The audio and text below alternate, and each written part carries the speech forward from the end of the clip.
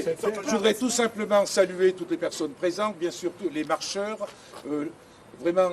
Karine, qui me tient régulièrement informé de tous les combats qui sont conduits par l'association, la présidente, c'est toujours toi la présidente de Laïcité, la maire de l'Aumônerie qui est là-bas, Chantal, qui est assise, le conseiller départemental de Billon, ancien cheminot, Jacques Grand, et tous les autres.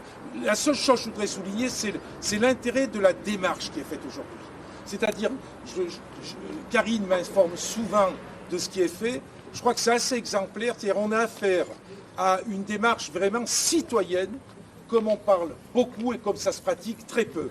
Où on a, dans le cadre de l'association, un certain nombre de personnes, au-delà des limites départementales d'ailleurs, qui se réunissent et qui travaillent sur un projet de réouverture de la ligne, qui le font avec de la compétence, avec de l'énergie, avec, je crois, des réunions hebdomadaires, et qui montrent que s'il y a une volonté de faire aboutir quelque chose, eh ben, il faut, comme on dit, mettre la main dans le cambouis. Et je dirais que s'il n'y avait pas cette association, je suis convaincu que les élus dont je suis, eh ben, on ne serait pas partie prenante comme on peut l'être.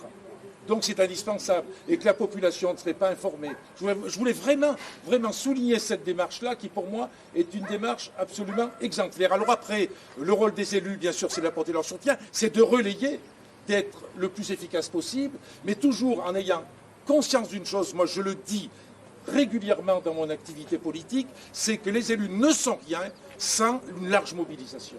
Le reste, c'est du pipeau. Si on se figure par une question de clientélisme, de réseau, de copains-copains, on peut aboutir à quelque chose de durable.